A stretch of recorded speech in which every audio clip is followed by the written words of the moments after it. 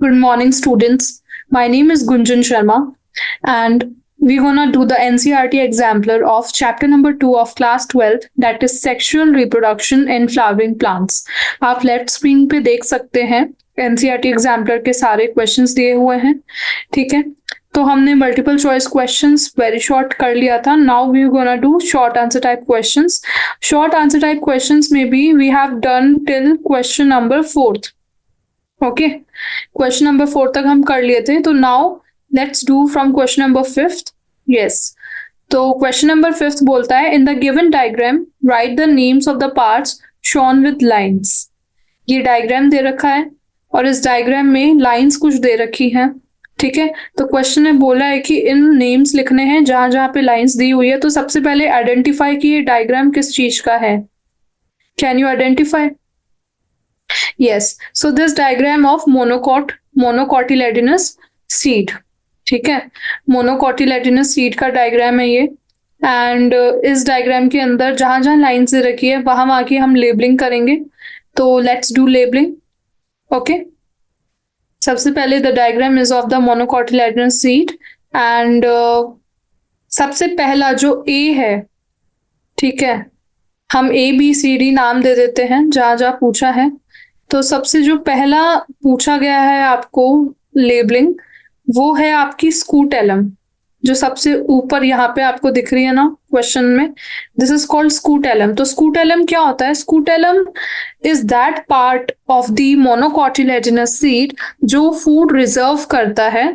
ठीक है, it helps in reservation of food, जो आगे जाके न्यूट्रिएंट ऑफ सीड में यूजफुल होता है. ठीक है, तो monocot embryo shows the presence of single cotyledon that is called scutellum. हमारे मोनोकॉट के अंदर सिंगल कॉटिलेडन होता है ना, एंड उस सिंगल कॉटिलेडन का नाम ही क्या है? स्कूटेलम है. What is the name? Scutellum is the name. Okay, dicotyledonous में हम इसको बोलते हैं कॉटिलेडन ओनली, एंड मोनोकॉटिलेडनस में इसका नाम होता है स्कूटेलम. तो that is the thing. Then नीचे चलेंगे. नीचे दिया है जो आपको इस क्वेश्चन में सेकंड नंबर पे लेबलिंग दी है, जो स्कूटेलम के जस्ट अंदर जाके ही थोड़ा सा डार्क ग्रीन कलर का एरिया है, उसका नाम होता है कॉलियोप्टाइल. क्या नाम होता है? कॉलियोप्टाइल होता है. ठीक है, कॉलियोप्टाइल एक शीथ होती है. Coleoptile is just the sheath and this sheath is helpful. This sheath is helpful for protection of the plumule. Okay, तो प्रोटेक्शन ऑफ द कॉटिलेडन और अंदर जो प्ल्यूम्यूल है उसकी प्रोटेक्शन के लिए जो बाहर की शीट होती है, उस शीट का नाम होता है कॉलियोप्टाइल. और वही यहाँ पे डायग्राम में पूछी गई है जो सेकंड नंबर पे दिखा रखी है. That is called the sheet. Now next labelling जो आपको डायग्राम में अंदर की तरफ थर्ड वाली लेबलिंग दी हुई है ना, देखिए जब भी मोनोकोटिलेडोनस का डायग्राम आएगा तो आपको एक एक वर्ड, एक एक लेबलिंग याद करके जानी है. पूरा का पूरा डायग्राम आपकी एनसीईआरटी में दे रखा है विद ऑल द लेबलिंग. तो एनसीईआरटी में मेंशन किया गया है कि अंदर और मिड में शूट एपेक्स होता है. तो थर्ड लेबलिंग आपकी होगी शूट एपेक्स की. Okay, shoot apex. तो शूट एपेक्स क्या होता है? The terminal and of the epicotyl. Epicotyl का जो टर्मिनल एंड होता है, ठीक है, उसको हम बोलते हैं शूट एपेक्स. तो ये आपका पूरा एपिकोटाइल है और इसका जो एक टर्मिनल एंड दिया हुआ है, इस टर्मिनल एंड का नाम है शूट एपेक्स. नाउ ये जो आपको फोर्थ लेबलिंग दी है, लेबलिंग नंबर डी, वो लेबल करना है. तो that is your epiblast. Okay, जो लेबलिंग नंबर आपका डी है, this one, this is called epiblast. Okay, and epiblast का फंक्शन क्या होता है? Epiblast of the monocot embryo एक रेसिड्यू है सेकंड कॉटिलेडन का. मतलब आइडियली 2 कॉटिलेडन होने चाहिए थे, डाइकोट होना चाहिए था. ठीक है, 2 कॉटिलेडन. लेकिन मोनोकॉट के अंदर क्या होता है, ये जो 1 कॉटिलेडन होता है ना, ये डिजेनरेट कर जाता है और दूसरा वाला ही बड़ा बन जाता है. तो डिजेनरेटिंग के बाद क्या होता है, एक बड़ा सा कॉटिलेडन बचता है और उसके साइड में एक छोटे सी स्पेस होती है दूसरे कॉटिलेडन का, जिसका कोई रेसिड्यू अगर बच गया फर्स्ट कॉटिलेडन का उसके डिजेनरेशन के बाद, तो वो रेसिड्यू को हम बोलते हैं एपीब्लास्ट. क्या बोलते हैं? एपीब्लास्ट बोलते हैं. और जो बड़ा सा कॉटिलेडन, जो सिंगल कॉटिलेडन है, that is called scutellum. Okay, जो मैं पहले भी बता चुकी हूँ. नाउ हमारी 4 लेबलिंग हो गई है, लास्ट में हमें 3 लाइंस और दी गई है नीचे। अगर हम देखेंगे डायग्राम के, हमें तीनों को लेबल करना है कि क्या है। तो let's label all of it. Okay, तो नीचे ये वाला जो पार्ट है आपका, सबसे नीचे वाला पार्ट, इसको हम बोलते हैं कॉलियोराइजा। ओके, कॉलियोराइजा के जस्ट ऊपर वाला जो पार्ट होता है ये, that is called root cap. ठीक है, एंड रूट कैप के जस्ट ऊपर वाला पार्ट होता है रेडिकल। तो बेसिकली नीचे वाले पार्ट से रूट निकलती हैं आपकी प्लांट की, जो जब भी सीड को हम उगाते हैं मिट्टी में डाल के, तो इस वाले पार्ट से तो ऊपर स्टेम जाता है, शूट जाता है, और इस वाले पार्ट से नीचे आपकी रूट्स निकलती हैं। तो रूट की जो कवरिंग होती है, रेडिकल को कवर करने के लिए एक शीट होती है जिसका नाम है कॉलियोराइजा, और वहां पे आपके एपी कॉन्टाइल को कवरिंग करने के लिए जो शीट थी उसका नाम हमने बोला था कॉलियोटाइल, और नीचे होता है कॉलियोराइजा। कॉलियोराइजा की जस्ट नीचे होता है आपका रूट कैप। ठीक है, और रूट कैप के जस्ट नीचे होता है रेडिकल। रेडिकल ही आगे जाके ग्रो करेगा और उसके ऊपर एक रूट कैप लगी रहती है। तो ये आपकी 3 लेबलिंग नीचे की है और ऊपर की ये सारी लेबलिंग है। तो इनके फंक्शन भी अगर हम देखें तो I have mention all the functions. Okay, तो आपका जो लोअर एंड होता है एम्ब्रियोनल एक्सिस का, उसमें रेडिकल होता है या फिर रूट कैप होता है जो रूट सिस्टम को आगे राइज करता है। तो वो तो मैंने आपको बता ही दिया कि वो रूट सिस्टम को राइज करेगा। एंड देन रूट कैप के ऊपर एक शीथ होती है। ठीक है, रूट कैप एक शीथ होती है जो रूट टिप को प्रिजर्व, मतलब कि प्रोटेक्ट करती है। रूट कैप क्या होता है? रूट कैप बेसिकली एक शीथ होता है जो आपके रेडिकल को प्रिजर्व करेगी, and radical is the root tip. ठीक है, तो इसको हम शीथ बोलेंगे। एंड कॉलियोराइजा को क्या बोलेंगे? कॉलियोराइजा क्या होता है ना, कॉलियोराइजा भी एक शीथ होती है जो आपकी रूट कैप को प्रिजर्व करेंगी। The lower end of the embryonal axis consist of radicle और root tip and root cap which are covered by protective sheath called coleorhiza. तो that is another sheath. So I hope this diagram is clear with all the functions of the labeling. Now next question, question number 6. Question number 6 है कि what is polyembryony and how it can be commercially exploited. Polyembryony क्या होता है और इसको हम commercially कैसे exploit कर सकते हैं, ये जानना है। ठीक है, तो polyembryony पहले हम समझते हैं definition से कि क्या है polyembryony. So देखिए, the polyembryony refers to the development of more than one embryo. पोली का मतलब क्या होता है? पोली का नंबर होता है मैनी, मोर देन वन। ठीक है, पोली का मतलब है मोर देन वन। ठीक है, एंड एम्ब्रियोनी मतलब एम्ब्रियो। तो मोर देन वन एम्ब्रियो का बनना। ठीक है, मोर देन वन एम्ब्रियो का बनना, that is only called polyembryony. Okay, development of more than one embryo from a single seed. एक सीड अगर मोर देन वन एम्ब्रियो को जन्म दे रहा है, डेवलप कर रहा है, तो that is called polyembryony. और ये कौन कौन से प्लांट्स में मोस्टली ऑब्जर्व किया जाता है? जैसे मैंगो हो गया, सिट्रस फ्रूट्स हो गए। सिट्रस फ्रूट्स में क्या क्या आता है? सिट्रस फ्रूट्स में आएंगे, देखो आपके ऑरेंज। ठीक है, आप ऑरेंज लिख के आ सकते हो इसके एग्जाम्पल में, ऑरेंज आएगा। सिट्रस फ्रूट्स में आपका ये भी आएगा, लेमन भी आएगा, मौसम्बी आता है। तो ये सारे के सारे सिट्रस फ्रूट्स होते हैं जिनके अंदर पॉलीएम्ब्रियोनी देखी जाती है। मैंगो के अंदर देखी जाती है।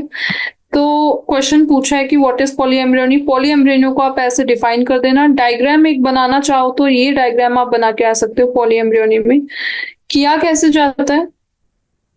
सिंगल एम्ब्रियो सेक के अंदर ही embryos more than one produce किए जाते हैं। सिंगल एम्ब्रियो सेक होता है। ठीक है, और सिंगल एम्ब्रियो सेक के अंदर प्रोडक्शन होता है एम्ब्रियोस के, बहुत सारे एम्ब्रियोस प्रोड्यूस किए जाते हैं। तो देखिए, ये पूरा एम्ब्रियोनिक मास है आपका, जो इस पूरे डायग्राम में बीच में गोला गोला आपको दिख रहा है ना, ये एम्ब्रियोस है। ठीक है, एंड ये जो नीचे है, जितने भी आपको हाईलाइट कर रखे हैं, डार्क ब्लू नहीं लाइट ब्लू है, वो सारे एम्ब्रियोस हैं। तो यू कैन सी ये पूरा एम्ब्रियोस है और इसके अंदर कितने सारे एम्ब्रियोस हैं। तो that's how polyembryony occur. And किसी किसी प्लांट में ये नेचुरली होता है, किसी किसी में हम इंड्यूस करते हैं। नेचुरली मैंने बताया कि ये मैंगो में होता है और सिट्रस फ्रूट्स में होता है। ठीक है, लेकिन इसको हम खुद ह्यूमन अपने हाथों से आर्टिफिशियली करके इसका फायदा भी उठा सकता है। कैसे उठाएगा आप ही समझिए। अगर बहुत ज्यादा आपके पॉली एम्ब्रियोनी अगर हुई, पॉली एम्ब्रियोनी से क्या सबसे मेजर फायदा होगा कि एक ही प्लांट में आपको बहुत सारे फ्रूट्स मिल सकते हैं। ये प्लांट है, इसमें बहुत सारे आपको फ्रूट्स मिल सकते हैं। ठीक है, जितने ज्यादा एम्ब्रियो होंगे उतने ज्यादा फ्रूट्स होंगे। तो हमें कमर्शियली अगर फ्रूट्स को प्रोड्यूस करना है, ठीक है, हमारे ह्यूमन यूज के लिए, तो तब वहां पे पॉली एम्ब्रियोनी का यूज आता है। ठीक है, इसलिए आर्टिफिशियली किया जाता है। तो जो सेकंड क्वेश्चन इसमें पूछा है कि how it can be commercially exploited, तो उसका आंसर यही है कि पॉली एम्ब्रियोनी बहुत तरीकों से एक्सप्लॉइट किया जाता है। पहला तरीका यह है कि parent plant with desired genetic characteristics. Desired genetic characteristics क्या होती हैं? जैसे गुड यील्ड, मतलब हाई अमाउंट में अच्छा क्वालिटी का फ्रूट लग रहा हो, ठीक है, और वो खराब ना निकल रहा हो, उसको कोई बीमारी ना हो, उसको खा के हमें इन्फेक्शन ना हो। तो ऐसा प्लांट जिसके अंदर सारी अच्छी खूबियां हैं, उस प्लांट को चुना जाता है, प्लांट को ब्रीड किया जाता है, जिससे प्लांट एक बहुत सारे क्लोन बना सके अपने, मतलब उसके जैसे और प्लांट उगाए जाए। ठीक है, और पॉली एम्ब्रियोनी में क्या होगा, कम मेहनत में ज्यादा प्लांट्स उग जाएंगे। आपको बार बार फर्टिलाइजेशन नहीं कराना पड़ेगा। एक ही फर्टिलाइजेशन में बहुत सारे प्लांट्स उग सकते हैं, more than one, many plants. Okay, तो that is the first use of polyembryony. Second, since many embryos are present, the probability of viable seedling increases. Therefore, the plant breeder is assured of the next generation, reducing the cost of production. तो सबसे बड़ा impact पड़ेगा coast of production में। एक ही बारी में बहुत सारे प्लांट्स प्रोड्यूस हो रहे हैं, आपको बार बार नहीं करना पड़ रहा है प्रोड्यूस, इसलिए जो कॉस्ट जाएगी प्रोडक्शन की वो भी लो हो जाएगी। लो कॉस्ट में आपको ज्यादा चीज मिल रहा है। ठीक है, मतलब ऐसा है कि जो चीज 10 रुपए की 10 मिलती थी, वो अब 10 रुपए में आपको 50 मिल रही है। तो कॉस्ट कम हो गया। तो ऐसे कमर्शियली हम एक्सप्लॉइट कर सकते हैं, एक प्रोडक्शन ज्यादा होगा और कॉस्ट कम होगी। ठीक है, तो that is the commercial use of polyembryony. Now question number 7। Question number 7 बोल रहा है कि are parthenocarpy and apomixis different phenomena, discuss their benefits. तो पूछा है कि क्या पार्थिनोकार्पी और एपोमिक्सिस डिफरेंट फिनोमेना है, अगर है तो उनके बेनिफिट्स डिस्कस करना है। और हिंट भी दे रखा है क्वेश्चन में, yes they are different. Parthenocarpy leads to development of seedless fruits, apomixis leads to embryo development. तो क्वेश्चन के अंदर हिंट में ही आंसर छुपा हुआ है, अगर आप ध्यान से देखें। क्वेश्चन में पूछा कि क्या ये डिफरेंट फिनोमेना है, हिंट में दे रखा है यस दे आर डिफरेंट। तो ये तो आपको कंफ्यूजन ही नहीं करना है कि डिफरेंट है कि नहीं है, अब उनके बेनिफिट्स देखने हैं। ठीक है, तो आंसर आपको ऐसे ही देना है, हिंट जैसा ही, कि yes parthenocarpy and apomixis are different phenomena. Parthenocarpy is the phenomena of production of fruit without the process of fertilisation. Apomixis is the asexual reproduction that forms seed without fertilization of the ovary. And mechanism क्या है इसका? Parthenocarpy can be natural or artificial. Stimulative parthenocarpy can be undertaken by using plant growth substances like gibberellic acid. ठीक है, तो mechanism क्या होता है कि पार्थिनोकार्पी और एपोमिक्सिस दोनों ही एसेक्सुअल रिप्रोडक्शन है, पहली बात। ठीक है, पार्थिनोकार्पी में क्या होता है कि प्रोडक्शन होता है फ्रूट का without process of fertilisation, apomixis में सीड बनते हैं without fertilisation of the ovary.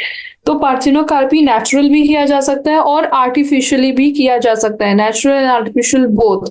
तो अगर हमें इसे आर्टिफिशियली कराना है, ठीक है, आर्टिफिशियली कराना है, तो हम कैसे कराते हैं? हम प्लांट ग्रोथ सब्सटेंस कुछ होते हैं जो प्लांट के अंदर इंजेक्ट करते हैं, जैसे जिब्रेलिक एसिड। आपने प्लांट ग्रोथ वाले चैप्टर में पढ़ा होगा, जो आपकी प्लांट फिजियोलॉजी 11th क्लास का चैप्टर है, जिसमें जिब्रेलिक एसिड आया था, जो एक प्लांट ग्रोथ सब्सटेंस होता है। तो वो हम आर्टिफिशियली बाहर से एक प्लांट के अंदर इंजेक्ट करेंगे आपका जिब्रेलिक एसिड, जिससे प्लांट की ग्रोथ अच्छी होगी, एंड उससे पार्थिनोकार्पी हम इंड्यूस करते हैं। ठीक है, ठीक है। देन सेकंड, एपोमिक्सिस के अंदर embryos are form by division of nucellar tissue cells. ये तो आपको पता ही है, क्योंकि ये एक एसेक्सुअल रिप्रोडक्शन है, इसके अंदर डिविजन होता है विदाउट फर्टिलाइजेशन। तो एपोमिक्सिस के अंदर एम्ब्रियो बनते हैं by division of nucellar tissue cells without fertilisation. ठीक है, तो ये तो हो गए मैकेनिज्म, हमने डिस्कस कर लिया। क्वेश्चन में यही पूछा था कि are parthenocarpy different from apomixis, तो उनके बेनिफिट्स बताने हैं। तो बेनिफिट बताने से पहले एक बार मैकेनिज्म हमने देख लिया कि कैसे होता है। फिर presence of seeds, parthenocarpic seed के अंदर पार्थिनोकार्पिक जब होती है तो पार्थिनोकार्पी से जितने भी फ्रूट्स बनते हैं ना बेटा, उनके अंदर सीड्स प्रेजेंट नहीं होते हैं। और एपोमिक्सिस के अंदर तो बन ही सीड रहा है तो सीड्स बनते हैं। ये एक डिफरेंस है पार्थिनोकार्पी के अंदर और आपके एपोमिक्सिस के अंदर। जो अगर आपको डिफरेंस मेंशन करने को बोले तो आपको ये डिफरेंस लिखना है, मैकेनिज्म लिखना है। मैकेनिज्म, पार्थिनोकार्पी के अंदर जिब्रेलिक एसिड जो होता है वो प्रेजेंट होता है, एपोमिक्सिस के अंदर डिविशन होता है।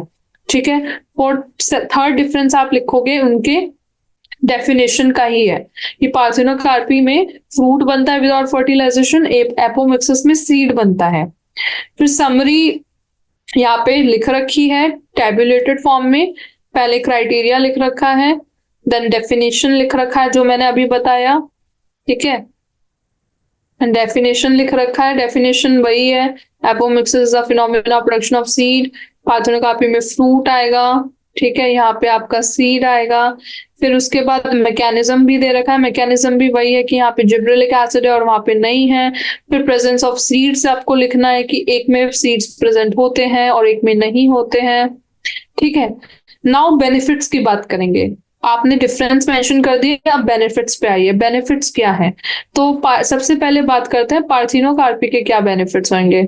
ओके, तो parthenocarpy is used in the production of seedless fruits with better quality and shelf life. बहुत सारे फ्रूट्स हैं हमारे जिनको हम सीडलेस खाना चाहते हैं। क्या आप नेम कर सकते हो कोई ऐसा फ्रूट? अगर आप सोचो कोई आपका फेवरेट फ्रूट हो और उसके अंदर सीड्स ही ना हो, बस वही पल्प हो जो आपको खाना है। I can clearly tell you which fruit are you imagining right now. It is watermelon.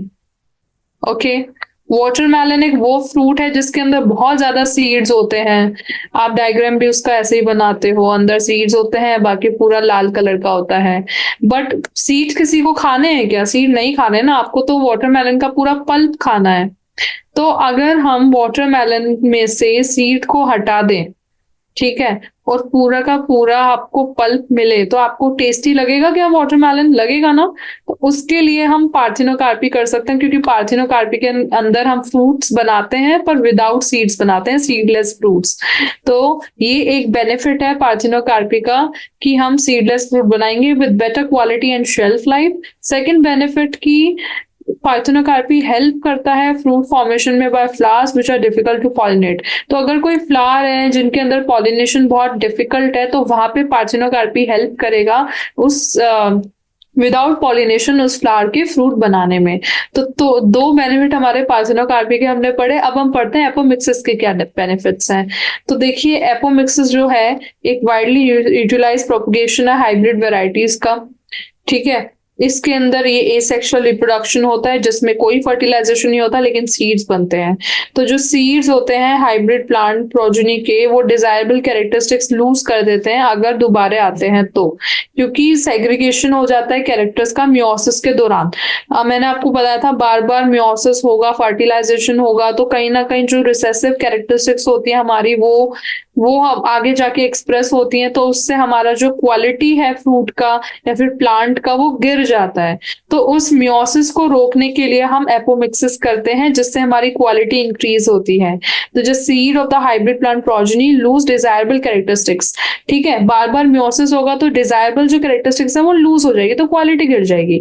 लेकिन अगर एपोमिक्सिस कराया और मियोसिस नहीं हुआ, ठीक है, तो हमारी क्वालिटी मेंटेन रहेगी। इसलिए एपोमिक्सिस का एक बेनिफिट ये है कि क्वालिटी मेंटेन करता है और अच्छी कैरेक्टरिस्टिक्स को लूज नहीं होने देता है। दूसरा, the generation of hybrid varieties is time consuming. ठीक है, अगर हमें फर्टिलाइजेशन कराना है फिर फ्रूट बनाना है तो उसमें बहुत टाइम लगेगा। इससे अच्छा है टाइम बचाने के लिए एपोमिक्सिस कर लो जिसमें कम टाइम लगता है। तो सेकेंड बेनिफिट इसकी जो टाइम है वो बच जाता है, तो टाइम भी कम हो जाता है। Third, propagation of these varieties generation after generation is assured in the absence of pollinators. ठीक है, hence apomixis is important to the farmer community. ठीक है, तो थर्ड यही है कि अगर कोई पॉलिनेटर नहीं है, जो आपने पार्थिनोकार्पी का सेकंड बेनिफिट देखा था ना, वही एपोमिक्सिस का है। अगर कोई पॉलिनेटर है ही नहीं उस प्लांट को पॉलिनेट करने के लिए, तो वहां पे asexual reproduction is very much favourable and beneficial. इसलिए हम एपोमिक्सिस की हेल्प ले सकते हैं जहां पे पॉलिनेशन नहीं हो पा रहा है। Now question number 8। Question number 8 बोल रहा है why does the zygote begin to divide only after the division of primary endosperm cell? Why does the zygote begin to divide only after the division of primary endosperm cell? Simple सा question है। इसमें पूछा है कि जो primary आपने पढ़ा था ना, प्राइमरी एंडोस्पर्म सेल, देखिए एरा डायग्राम में, इसमें ये पूछा है कि क्यों एक जाइगोट तभी डिवाइड करता है जब प्राइमरी एंडोस्पर्म सेल डिवाइड करेगी। प्राइमरी एंडोस्पर्म सेल डिवाइड करेगी तभी क्यों करता है। तो देखिए प्राइमरी एंडोस्पर्म सेल, ये पूरी सेल है ब्लू वाली, that is called primary endosperm cell. और इसका जो न्यूक्लियस होता है उसको बोलते हैं प्राइमरी एंडोस्पर्म न्यूक्लियस, जो ट्रिप्लॉइड होता है। और जाइगोट हमारा ये है जो एक मेल गैमेट और एग सेल के फ्यूजन से बना है। तो पहले क्या होता है, पहले ये डिवाइड करती है, उसके बाद जाइगोट डिवाइड करेगा, आफ्टर डिवाइड करेगा। ठीक है, तो क्वेश्चन में पूछा है ऐसा क्यों, तो इसका रीजन समझते हैं कि ऐसा क्यों है।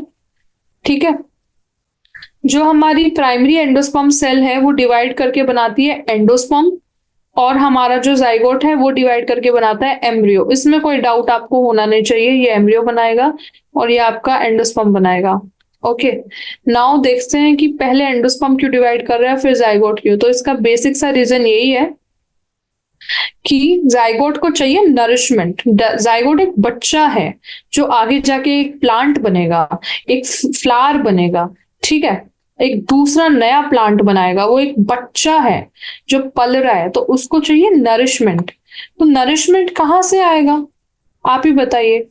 नरिशमेंट तो प्राइमरी एंडोस्पर्म सेल है, वो एंडोस्पर्म बनाएगी, फिर एंडोस्पर्म फूड को स्टोर करेगा और नरिशमेंट प्रोवाइड करेगा ना। तो इसलिए पहले एंडोस्पर्म चाहिए, और एंडोस्पर्म प्राइमरी एंडोस्पर्म सेल से बनेगा, इसलिए पहले प्राइमरी एंडोस्पर्म सेल डिवाइड करेगी, वो एंडोस्पर्म बनाएगी, एंडोस्पर्म फ्रूट को स्टोर करता जाएगा, फिर जाइगोट डिवाइड करके एम्ब्रियो बनाएगा, और फिर एंडोस्पर्म आराम से जाइगोट को फूड प्रोवाइड करता रहेगा और उसकी डेवलपमेंट अच्छी होगी। तो endosperm is where food material are stored for the developing embryo. So the zygote begins to divide only after the division of the primary endosperm cell. PEC is an adaptation to provide a sure nutrition to the developing embryo. ठीक है, तो I hope it's clear कि zygote को चाहिए खाना, food कौन देगा, food देगा उसको एंडोस्पर्म। और एंडोस्पर्म कब बनेगा, एंडोस्पर्म बनेगा जब पीईसी डिवाइड करेगा, पीईसी। तो इसलिए पहले पीईसी को डिवाइड करना पड़ेगा जिससे वो पहले फटाफट से एंडोस्पर्म बनाए। एंडोस्पर्म फूड इकट्ठा करना चालू करेगा, इतने में जाइगोट डिवाइड करके एम्ब्रियो बनाएगा, और जब फूड की अवेलेबिलिटी हो जाएगी तब एम्ब्रियो आएगा। ऐसे आप याद कर सकते हो, इसलिए पहले पीईसी डिवाइड करता है फिर जाइगोट डिवाइड करता है। तो that is the reason. Now question number 9 देखते हैं कि क्वेश्चन नंबर 9 में क्या पूछ रहा है। ठीक है, तो क्वेश्चन नंबर 9 है ये।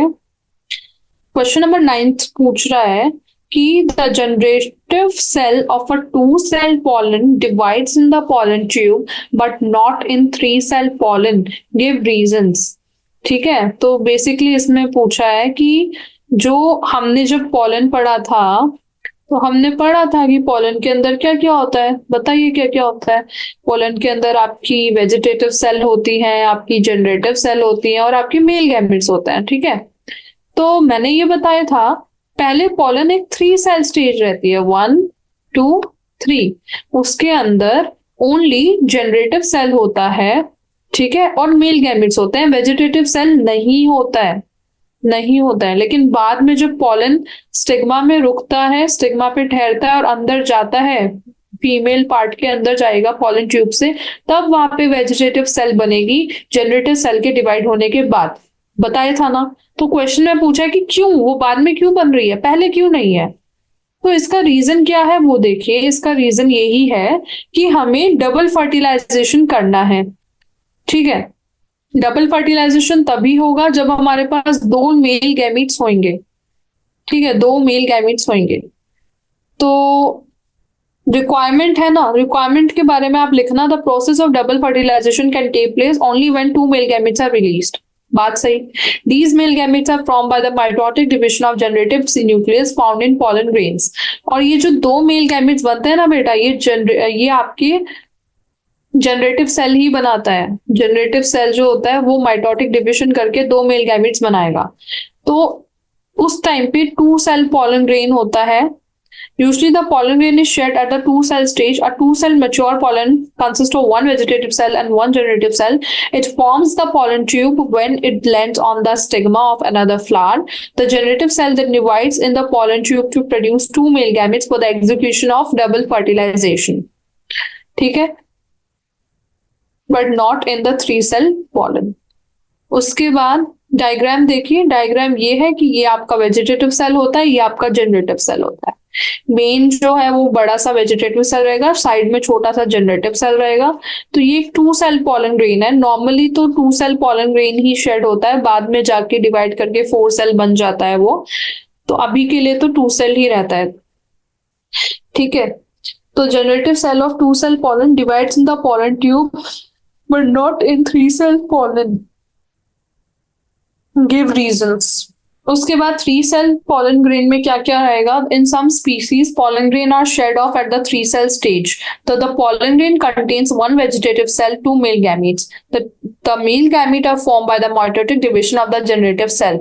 As two male gametes are already present for double fertilization, generative cell don't divide in the pollen tube। Okay, तो रीजन यही है कि पहले से तीन सेल्स हैं आपके पॉलन के अंदर, दो तो मेल गैमीट्स हैं और एक वेजिट आपका जनरेटिव सेल है। तो ये जो दो मेल गैमीट्स हैं ये जाके डबल फर्टिलाइजेशन कर देंगे, ठीक है। तो एक और आपको सेल की जरूरत ही नहीं है अभी, ठीक है। आपको कोई और सेल की जरूरत नहीं है, तो वो बाद में भी डिवाइड हो सकती है ना। तो जब ये स्टिग्मा पे जाके पॉलन बैठता है और पॉलन ट्यूब बना के अंदर जाता है, तो पॉलन ट्यूब में पहले ही दो मेल गैमीट्स आपके पॉलन ग्रेन से अलग हो जाते हैं, जो जाके एम्ब्रियो सैक में फ्यूज करते हैं। तो बचा हुआ जो पॉलन होता है उसमें फिर एक ही आपका जनरेटिव सेल बचता है। तो उस टाइम पे जनरेटिव सेल जब पॉलन ट्यूब में होता है तब डिवाइड करके वो एक वेजिटेटिव सेल बना लेता है, तब डिवाइड करके वो वेजिटेटिव सेल बना लेता है। तो रीजन ये लिख के ना कि कोई नीड ही नहीं थी, इसलिए थ्री सेल स्टेज में ही था वो, जिसमें दो मेल गैमेट्स थे और एक आपका जनरेटिव सेल था। लेकिन जब एक वेजिटेटिव सेल था और दो मेल गैमेट्स थे, फिर जब male gametes are form by the mitotic division of the generative cell and as two male gametes are already present, तो generative cell don't divide in the pollen tube. पहले से present है तो divide नहीं होता है। तो ये सब चीजें रहती हैं, दो मेल गैमेट्स रहते हैं, एक वेजिटेटिव ट्यूब या फिर न्यूक्लियस भी बोलते हैं इसको। तो यही रीजन है बस। तो इस क्वेश्चन में डायग्राम बना देना टू सेल pollen grain का and three cell pollen grain का। आपको समझ आ रहा है ना कि दो कंडीशन है यहाँ पे। एक कंडीशन ये है कि pollen grain two cell stage में निकल रहा है और दूसरा कंडीशन ये है कि pollen grain three cell stage में निकल रहा है, ठीक है। जब वो टू सेल स्टेज में निकल रहा है तो उस टाइम पे बस वेजिटेटिव सेल है और जनरेटिव सेल है, ठीक है। बाद में जाके जनरेटिव सेल माइटोसिस करके दो मेल गैमीट्स बना रही है डबल फर्टिलाइजेशन से जस्ट पहले पॉलन ट्यूब के अंदर। और दूसरा केस है कि थ्री सेल स्टेज में ही निकल रहा है, जिसमें ऑलरेडी दो मेल गैमीट्स हैं और एक वेजिटेटिव न्यूक्लियस और वेजिटेटिव सेल है, और या वो पहले ही डिवाइड कर दिया। तो क्वेश्चन में एक्चुअली फर्स्ट कंडीशन के बारे में पूछा है कि डिविजन बाद में क्यों हो रहा है। डिविजन बाद में हो रहा है डबल फर्टिलाइजेशन के लिए। डबल फर्टिलाइजेशन के लिए दो मेल गैमीट चाहिए, इसलिए पॉलन ट्यूब में जाके दोबारा से डिविजन होके दो सेल से तीन सेल स्टेज बन रही है पॉलन की, ठीक है। तो that is the answer. Now question number 10। Question number 10 बोल रहा है in the figure given below label the following parts, ठीक है। Male gamete, egg cell, polar nucleus, synergid and pollen tube. बस लेबल करने का बोला है, हम एक्सप्लेन भी कर देंगे पार्ट्स को। तो ये सारे पार्ट्स हैं, ये डायग्राम दिया है आपको और डायग्राम में बोला है कि इन सब चीजों को लेबल करो। किस किस को लेबल करने को बोला है? मेल गैमीट्स बताओ कि मेल गैमीट्स डायग्राम में कहाँ हैं, ठीक है। और बोला है कि एग सेल कौन सी है, पोलर न्यूक्लियाई क्या है, सिनर्जिड क्या है और पोलन ट्यूब क्या है। तो चलिए करते हैं। पोलन ट्यूब तो देखियो यही है, ये जो ट्यूब अंदर घुस रही है ना आपके एम्ब्रियो सैक के, इसी ट्यूब का नाम है पोलन ट्यूब, ठीक है। Or you can also see in this pollen tube there are two cell. तो ये दोनों क्या है, ये मेल गैमीट्स हैं. These are male gametes. Okay, क्या बोलते हैं इनको, मेल गैमीट्स बोलते हैं. और मैंने पहले भी बताया था कहाँ से ये पोलन ट्यूब अंदर जाता है, माइक्रोपाइलर एंड से अंदर जाता है. माइक्रोपाइलर एंड पे क्या होता है, फिलीफॉर्म एपरेटस होता है. फिलीफॉर्म एपरेटस के ऊपर दो सेल जुड़ी होती हैं, बीच में होती है एक्सेल, साइड साइड में होती है सिनर्जिड्स. ठीक है, एम्ब्रियोसेक में दो एंड होते हैं. जो ऊपर वाला एंड होता है एम्ब्रियोसेक का, ये वाला एंड वो होता है चलाजल एंड. चलाजल एंड पे एंटीपोडल सेल्स होती हैं 3. ठीक है, और बीच में होता है पोलर न्यूक्लियर. तो ये जो डायग्राम है ना, ये एनसीईआरटी का डायग्राम है. ये तब एम्ब्रियोसेक का वो डायग्राम है जब फर्टिलाइजेशन उसमें होने वाला है, मेल गैमीट्स अंदर जा रहे हैं. तो इसके अंदर ये तो मैंने बता ही दिया कि क्या पोलन ट्यूब है. ठीक है, और मेल गैमीट्स, ये दोनों मेल गैमीट्स हैं, ये भी बताया. मेल गैमीट के जस्ट नीचे जो है ये वेजिटेटिव सेल है. 3 सेल स्टेज था ना, तो that is called vegetative cell का न्यूक्लियस. और ये फिलीफॉर्म एपरेटस अभी बताया जिससे सेल अटैच होती है. फिर सिनर्जिड, ये वाली cell, this is called synergid. ठीक है, ये एनसीईआरटी का एग्जैक्ट डायग्राम दिया है, वहां पे सब लेबलिंग की हुई है. ये सिनर्जिड है. और एक्सेल कौन सी है, एक्सेल लेफ्ट वाली है. लेफ्ट वाली, अब आप ना इसमें डिफ्रेंशिएट नहीं कर सकते हो कि कौन सी एक्सेल है, कोई इसमें लॉजिक नहीं है. बस इतना ही है, एनसीईआरटी में लेफ्ट वाली को एक्सेल लिखा है और राइट वाली को सिनर्जिड लिखा है. और बीच में ये जो दिख रहे हैं ना, ये पॉलर, ये पूरा एम्ब्रियोसेक ऊपर तक खत्म होगा. ये वाला पार्ट होगा आपका चलाजल एंड. यहाँ पे होंगी आपकी 3 एंटीपोडल सेल्स. अभी इसमें आधा ही दे रखा है, तो बीच में ये जो है ना, बीच में आते हैं polar nuclei, that is called polar nuclei. और पोलर न्यूक्लियाई सेंट्रल सेल के न्यूक्लियाई होता है, तो ये सेंट्रल सेल है पूरा जो लंबा सा होता है. और बाहर होती है प्लाज्मा मेम्ब्रेन एम्ब्रियोसेक के. तो सारा लेबलिंग मैंने आपको बता दिया है. Now let's go to long answer type questions. तो देखिए, लॉन्ग आंसर टाइप क्वेश्चंस आपको यहाँ 5 दे रखे हैं. पांचों में हमें डिटेल में बात करनी है. जब भी लॉन्ग आंसर टाइप क्वेश्चन आता है, तो मान लो आपको एक चीज पूछिए, तो उस चीज को आप पहले बेसिक से एक्सप्लेन करते हो. ठीक है, मैं एग्जांपल देके बताऊंगी क्वेश्चन का. फर्स्ट क्वेश्चन देखिए, फर्स्ट क्वेश्चन लिखा है starting with the zygote, draw the diagram of the different stages of the embryo development in a dicot. ठीक है, starting with the zygote, draw the diagrams of the different stages of the embryo development in a dicot. Question में पूछा है कि एक डाइकोटिलेडनस plant जो होता है, डाइकोटिलेडनस सीड जो होता है, उसमें जो डिफरेंट स्टेजेस होती है एम्ब्रियो डेवलपमेंट की. एम्ब्रियो डेवलप होगा तो उसकी जितनी भी डिफरेंट स्टेजेस हैं, उन अलग अलग स्टेजेस को लिखना है, उनका डायग्राम बनाना है. और जाइगोट से चालू कीजिए. जाइगोट से कैसे एक डाइकोटिलेडनस प्लांट और सीड बनेगा, वो सारी स्टेजेस बनाओ डायग्राम, और उनके बारे में बताओ. देखिए, सबसे पहले डाइकॉट की बात की गई है ना. डाइकॉट, तो जब भी लॉन्ग आंसर टाइप क्वेश्चन आता है तो क्या करना होता है, डायग्राम भी बनाना होता है, लिखना भी होता है, और हर चीज एक्सप्लेन करनी होती है. पहले एक्सप्लेन कर देना व्हाट इज डाइकोटिलेडनस प्लांट, और लिख देना जिसमें 2 कॉटिलेडन्स होते हैं, 2 कॉटिलेडन, उनको बोलते हैं हम डाइकोटिलेडनस प्लांट. उसके बाद आगे बढ़ना कि जो क्वेश्चन में पूछा गया है. तो अभी क्या पूछा गया है कि जाइगोट से चालू करो, सारी स्टेजेस बताओ. ठीक है, तो पहली स्टेज पे आ जाते हैं, डायग्राम के साथ बतानी है, याद रखना. पहली स्टेज है आपकी 2 सेल स्टेज. ठीक है, 2 सेल स्टेज है आपकी. ये आपका है जाइगोट, जो फर्टिलाइज्ड एग की तरह यहाँ पे दिखा रखा है लेफ्ट में. This is your zygote. Zygote से चालू करने को बोला तो जाइगोट से चालू करता है. इसमें हुआ पहला डिवीजन, फर्स्ट डिवीजन. पहला डिवीजन कैसा होगा, अब माइटोटिक डिविजन होंगे सारे. पहला फर्स्ट डिवीजन हुआ और एक 2 सेल स्टेज बन गई. तो इस पीछे वाली जो सेल है वो है बेसल सेल. ये आपने डायग्राम से दिखा दिया आपका फर्स्ट डायग्राम. और इसी को ऊपर जाके आपको एक्सप्लेन करना है, इसी डायग्राम को एक्सप्लेन करना है. तो इसके बारे में आप लिखोगे in dicot, zygote divides in a transverse direction to form 2 unequal cells, the terminal cell, apical cell and basal cell. आपने देखा ना कि ये ट्रांसवर्स डायरेक्शन में डिवाइड हुआ है. ये पूरा जाइगोट था, ट्रांसवर्स होता है ये. This direction. तो ऐसे डिवाइड हुआ, छोटी सेल बनी वो एपिकल सेल थी और बड़ी सेल जो थी वो बेसल सेल थी। Apical cell and basal cell. ठीक है, तो ये हो गया first division and two cell stage. उसके बाद में जब डिवीजन होता जाता है तो जो बेसल सेल है वो एक सस्पेंसर सेल बन जाती है और जो एपिकल सेल है वो एम्ब्रियो बनाता है। जो एपिकल सेल आपको बनी ना, ये आगे जाके एम्ब्रियो बनाएगा। ठीक है, और जो नीचे वाली जो आपकी बेसल सेल थी ये सस्पेंसर सेल बन जाएगी, सस्पेंसर सेल। अब इसका आगे कोई डिविजन नहीं होने वाला है। नाउ थ्री सेल स्टेज आएगा, tetrad stage, sorry three cell नहीं, टेट्राड फोर सेल स्टेज आएगा। तो इसमें क्या होगा, देखिए जैसे आप देख सकते हैं, ये जो बेसल सेल था इसका कोई डिविजन नहीं हुआ, ये आपका बन गया सस्पेंसर सेल, सस्पेंड हो गया।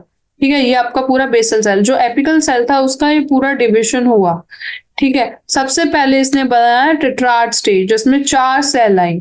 उसके बाद इसका बना ग्लोबुलर स्टेज जिसमें ये चार सेल भी डिवाइड करके गोले जैसे बन गई।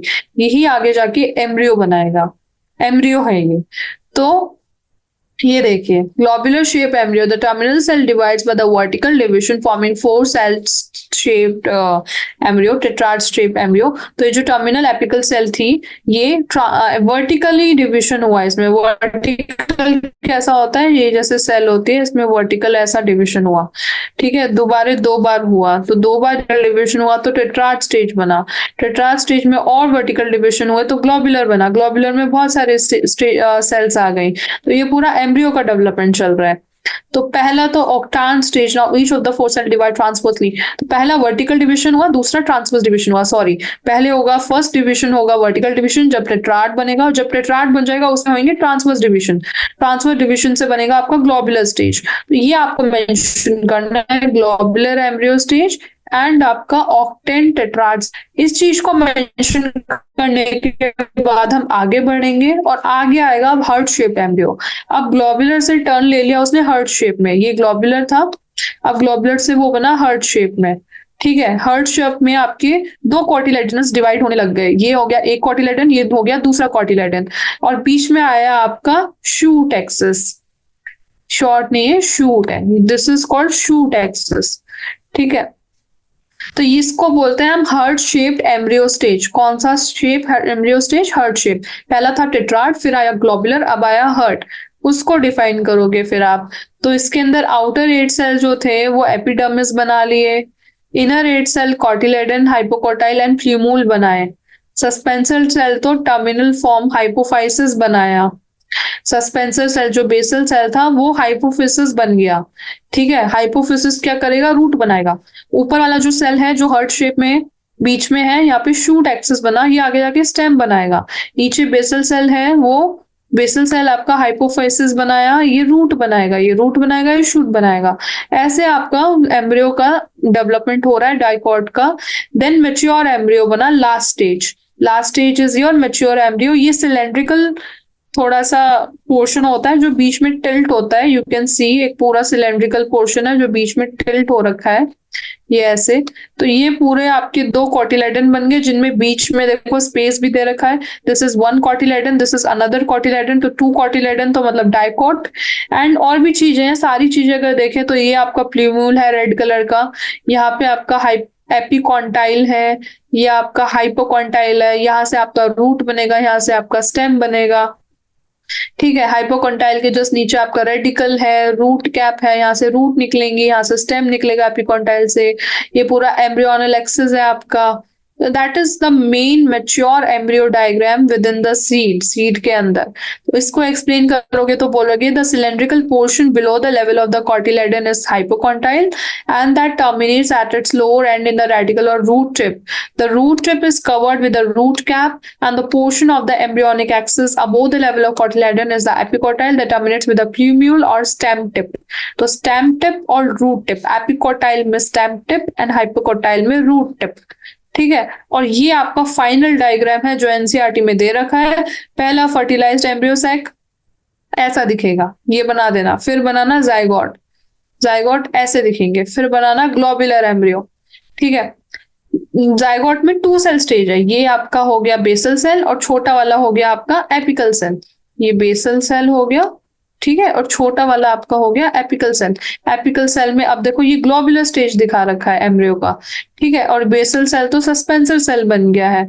यहाँ पे लिखा भी है, इसको सस्पेंसर बोला गया, ये पूरा बेसल सेल सस्पेंसर सेल है। नीचे अब हार्ट शेप एम्ब्रियो बन गया है। उसके बाद आपका मेच्योर एम्ब्रियो बन गया है। जो सिलेंड्रिकल पोर्शन है वो क्या है, वो कॉटिलेडन्स है। तो ये सब आपको एक्सप्लेन करना है। इसमें प्ल्यूम्यूल भी दिखाया है, कॉटिलेडन भी दिखाया है और रेडिकल भी दिखाया है। तो ये आपका पूरा का पूरा एनसीईआरटी से ही डायग्राम मैंने यहाँ पे कॉपी पेस्ट किया है। तो आपको एनसीईआरटी खोल के अगर अभी आप बैठे हो तो वहां से आप एकदम कंफर्म भी कर सकते हो। Now next question which is question number second. Question number second में बोला है what are the possible types of pollinations in chasmogamous flowers, give reasons. तो देखो चेस्मोगेमस फ्लावर्स क्या होते हैं बेटा। चेस्मोगेमस फ्लावर्स देखो पहले डायग्राम में जो दे रखा है वो चेस्मोगेमस फ्लावर्स है। इनके अंदर इनका फीमेल पार्ट, ये देखिए इसके अंदर ये है इनका फीमेल पार्ट। ये फीमेल पार्ट इनका एक्सपोज्ड होता है, ये स्टिग्मा है, ठीक है, ये इसका स्टिग्मा है, ये खुला होता है, ये एक्सपोज्ड होता है, ठीक है। और ये जो है एंथर है, एंथर हो गया इसका मेल पार्ट। तो मेल पार्ट और फीमेल पार्ट एक्सपोज्ड है एनवायरनमेंट में, इसको बोलते हैं हम चेस्मोगेमस फ्लावर। क्लिस्टोगेमस फ्लावर क्या होता है। क्लिस्टोगेमस फ्लावर है जैसे ये बंद फ्लावर है, इसमें क्या मेल फीमेल सब अंदर है। ये जो फ्लावर है देखो ये वाला फ्लावर ये बंद पड़ा है, तो that is called cleistogamous flower. ये रूट के अंदर है, ठीक है, रूट से निकाल के दिखाए गए, खुले ही नहीं है। तो ये बेसिक डिफरेंस है। अब क्वेश्चन में पूछा है कि ये जो चेस्मोगेमस फ्लावर है ना, ये जो चेस्मोगेमस फ्लावर है, इस फ्लावर के अंदर कौन कौन से आपके हो जाते हैं पॉलिनेशन। इस फ्लावर के अंदर कौन कौन सा पॉलिनेशन होता है, तो उन सब पॉलिनेशन को डिफाइन करना है। तो आप ही सोच के बताइए, जब इसका फीमेल मेल पार्ट और फीमेल पार्ट दोनों ही एक्सपोज्ड है, ओपन है, तो कौन कौन से नहीं होंगे, सारे ही हो जाएंगे ना। एक तो यही होगा कि इसी का मेल पार्ट का पॉलन इसी के स्टिग्मा पे जा पे रुके, जिसको हम बोलते हैं ऑटोगेमी। क्या बोलते हैं, ऑटोगेमी बोलते हैं। एक तो ऑटोगेमी हो जाएगा इसमें, ठीक है। दूसरा ये कि सेम प्लांट है, सेम प्लांट में मान लो यहाँ कोई फ्लावर है, इस फ्लावर का पॉलन इस फ्लावर के स्टिग्मा पे जाके रुके, तो दैट इज कॉल्ड जिटोनोगेमी। इनके बीच में फर्टिलाइजेशन हुआ तो जिटोनोगेमी भी हो जाएगा इसमें। और दूसरा ये है कि ये एक फ्लावर, ये एक प्लांट है, इसके साइड में एक और प्लांट है जिसका सब एक्सपोज है, जिसपे चेस्मोगेमस फ्लावर लगे हुए हैं, ठीक है। तो ये जो प्लांट है इसका पॉलन ग्रेन दूसरे प्लांट का इस प्लांट के स्टिग्मा पे आके जाके पॉलिनेट करे, तो उसको बोलेंगे जेनोगेमी। तो जेनोगेमी भी इस पे पॉसिबल होता है, जेनो, ठीक है। तो यही मैंने आंसर में लिखा है लैंग्वेज में, देखिए लैंग्वेज में यही लिखा गया है कि इसके अंदर क्या होता है, टाइप्स ऑफ पॉसिबल पॉलिनेशन सारे होते हैं। पहला autogamy. Autogamy is the type of pollination that occurs when pollen grains are transferred from anther to the stigma of the same flower, ठीक है। जिटोनोगेमी में के अंदर सेम प्लांट होता है पर दूसरा फ्लावर होता है। जीनोगेमी के अंदर क्या होता है, डिफरेंट प्लांट होता है, डिफरेंट फ्लावर होता है। तो रीजन क्या है, since the reproductive parts of the chasmogamous flower are accessible and expose to environment, expose लिख के आना, ठीक है, expose to environment, all three modes of pollination are possible. सारे तीनों के तीनों पॉसिबल है। कौन कौन से, autogamy, geitonogamy and xenogamy. Now question number आपका third, with a neat label diagram, एक अच्छा लेबल डायग्राम बनाओ और डिस्क्राइब करो parts of a mature angiosperm embryo sac, ठीक है। एम्ब्रियो सैक का डायग्राम बनाओ और उसके पार्ट्स बताओ एक मैच्योर एम्ब्रियो सैक के। और उसके अंदर ये भी पूछा है कि सिनर्जिड्स का क्या रोल होता है, वो लिखना है। पहले तो डायग्राम कुछ ऐसा बना देना, ये मैं बहुत बार बनवा चुकी हूँ, कुछ नहीं है। एक ओव्यूल शेप बनाना जिसमें एक चलाजल एंड बनाना, एक micropylar and banana. Chalazal end के पास में 4 सेल्स बना देना। ये हो गई आपकी एंटीपोडल सेल्स, सारी के सारी एंटीपोडल सेल्स, ठीक है। फिर ये थोड़ा सा बीच में एक सेंट्रल सेल बनाना ऐसे, सेंट्रल सेल के दो न्यूक्लियस बनाना जिनको बोलते हैं हम पोलर न्यूक्लियाई, पोलर न्यूक्लियाई, और ये हो गया आपका सेंट्रल सेल। ठीक है, अब यहाँ पे बनाना एक फिलीफॉर्म एपरेटस ऐसा, और इसके ऊपर दो सेल लगाना ऐसे इसके ऊपर, इसको बोलते हैं हम सिनर्जिड्स, और ये होता है आपका फिलीफॉर्म एपरेटस। और ये जो दो सिनर्जिड्स हैं इनके बीच में एक सेल ऐसे करके आप बनाओगे, ठीक है, ये एक और सेल बनेगी, इसको बोलते हैं axile. I know my diagram is very messed up, लेकिन you can see a neat diagram over here. आपको ऐसा डायग्राम बना के आना है पूरा का पूरा, जिसमें आपको एंटीपोडल सेल्स दिखानी है, सेंट्रल सेल दिखानी है, पोलर सेल दिखाने हैं, एग दिखाना है, सिनर्जिड दिखाना है, फिलीफॉर्म एपरेटस दिखाना है। ठीक है, चलाजल एंड हो गया आपका, एंड माइक्रोपाइलर एंड हो गया। उसके बाद बोला है कि डायग्राम बनाओ और उसके बाद पार्ट्स बताओ। तो पार्ट्स क्या क्या हो गए? पार्ट्स देखिए, टिपिकल मैच्योर एम्ब्रियो सेक है, तो उसमें एग एपरेटस हुआ, जिसके अंदर एक एग होता है, टू सिनर्जिड सेल्स होती हैं, उसको एग एपरेटस बोलते हैं, तीन एंटीपोडल सेल्स हैं, ठीक है, दो सेंट्रल पोलर न्यूक्लियाई है, एंड एंटीपोडल जो है वो थ्री सेल्ड है at the chalazal end of the ovule. ठीक है, जो एंटीपोडल है वो थ्री सेल्ड है the chalazal end of the ovule. Polar nuclei है वो one nucleus from each and of the chalazal end the micropylar and is called polar nuclei. ठीक है, one nucleus from each and of the chalazal end micropylar and is called polar nuclei. Polar nuclei central cell का होता है। Central cell is the largest cell. Central cell के बारे में लिखोगे आप कि central cell is the largest cell formed by fusion of two polar nuclei. Egg apparatus में one large egg cell, two synergids and filiform apparatus. अब role of synergids पूछा था, तो रोल ऑफ सिनर्जिड्स क्या है? एक तो एंजियोस्पर्म प्रोडक्शन होता है, ठीक है, दूसरा ग्रोथ ऑफ पोलन ट्यूब में हेल्प करता है, जो पोलन ट्यूब होती है उसकी ग्रोथ में हेल्प करेगा कि उसकी ग्रोथ एग के टुवर्ड्स हो, तो वो सिनर्जिड ही डायरेक्ट करते हैं और हेल्प करते हैं। एंड फॉर एंजियोस्पर्म प्रोडक्शन में भी इसका हेल्प है, एंजियोस्पर्म प्रोडक्शन में भी हेल्प है इसका। ओके, एंड या लास्ट इसका जो हेल्प है वो, लास्ट हेल्प अगर देखें हम इसका, तो लास्ट हेल्प क्या है? Helps in the nutrition of the embryo sac by absorption and transport of food from nucleus through its filiform apparatus. तो देखिए तीन मेजर हेल्प है। पहला हेल्प तो यही है कि ये एंजियोस्पर्म प्रोडक्शन में हेल्प करेगा, दूसरा एक दूसरा प्लांट बनाने में हेल्प करेगा, तो बोल दिया एंजियोस्पर्म प्रोडक्शन। ठीक है, एंजियोस्पर्म प्रोडक्शन। दूसरा हेल्प ये है कि पोलन जो ट्यूब है उसकी ग्रोथ में हेल्प करेगा, उसकी ग्रोथ में हेल्प करेगा टुवर्ड्स योर एक्सेल, एक्सेल की तरफ इसका ग्रोथ हो, एक्सेल की तरफ हो इसका ग्रोथ, उसमें हेल्प करेगा। देन थर्ड है nutrition of the embryo sac, जो भी न्यूट्रिशन है by absorption and transport of food, वो भी सिनर्जिड सेल्स ही हेल्प करती हैं। तो ये तीन मोटे मोटे फीचर्स हैं जो आपको सिनर्जिड सेल के लिख के आने हैं, सारे पार्ट्स एक्सप्लेन करने हैं और ये डायग्राम बना के लाना है।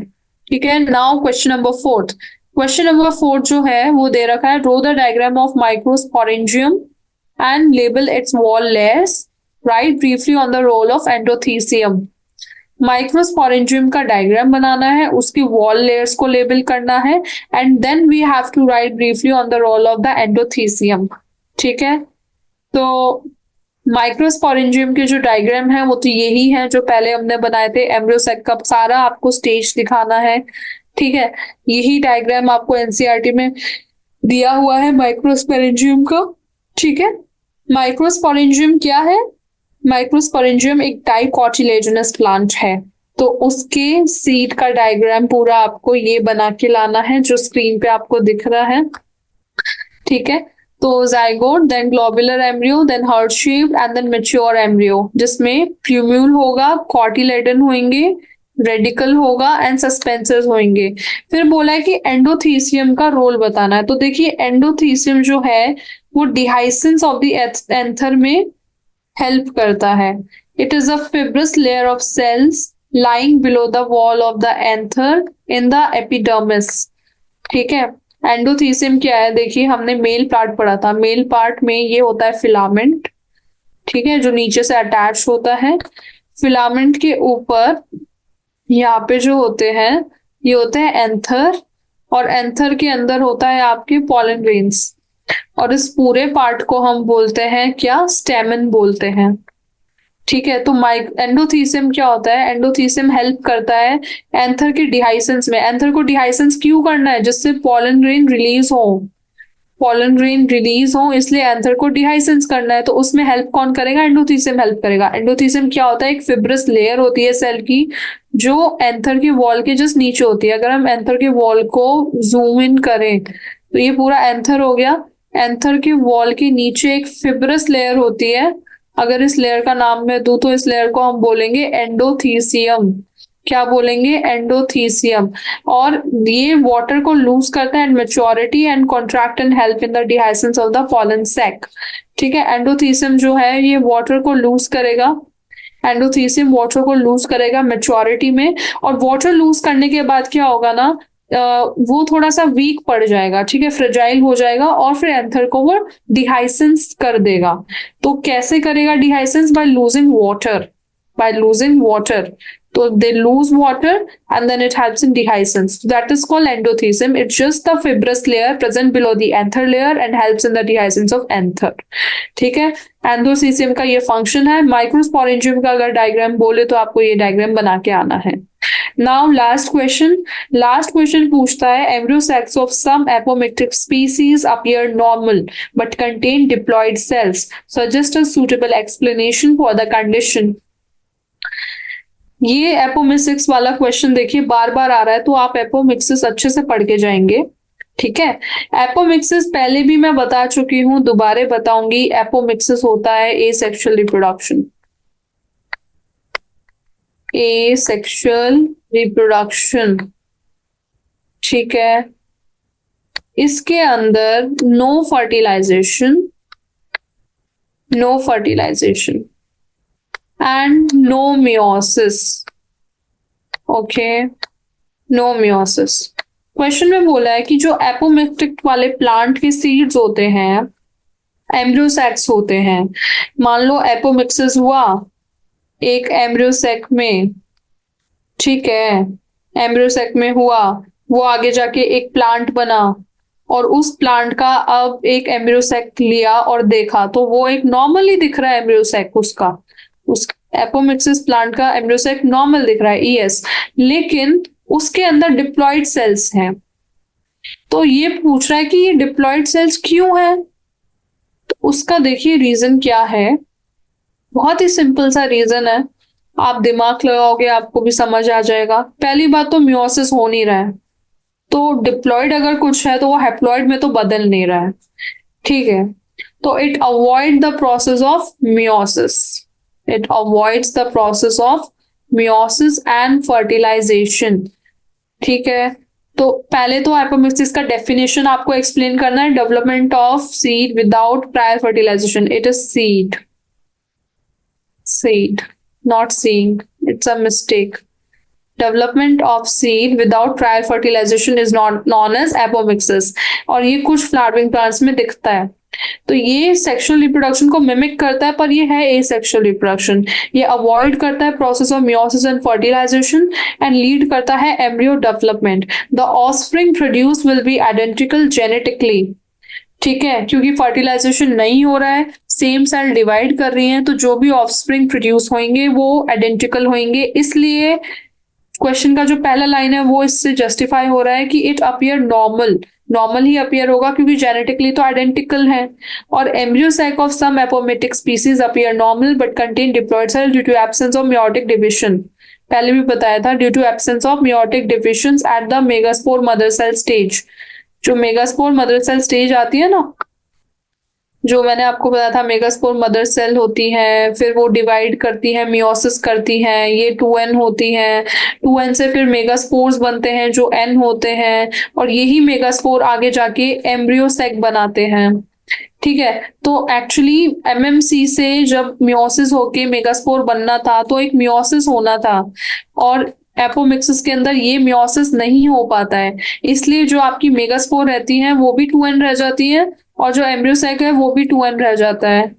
ठीक है, तो इसलिए megaspore mother cell has a diploid nucleus so that it undergoes mitosis to all the resulting nuclei and cells will be diploid. तो फिर मियोसिस नहीं होगा तो माइटोसिस होगा और मेगास्पोर मदर सेल आगे जाके एम्ब्रियो सेल बनाएगी जो दोबारा 2n ही रहेंगी।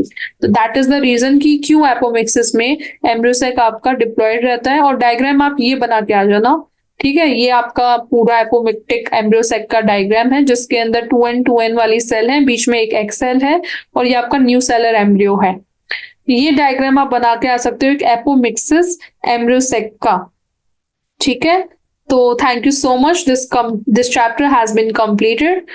Now we will do next chapter, that is human reproduction, in tomorrow's lecture. Thank you.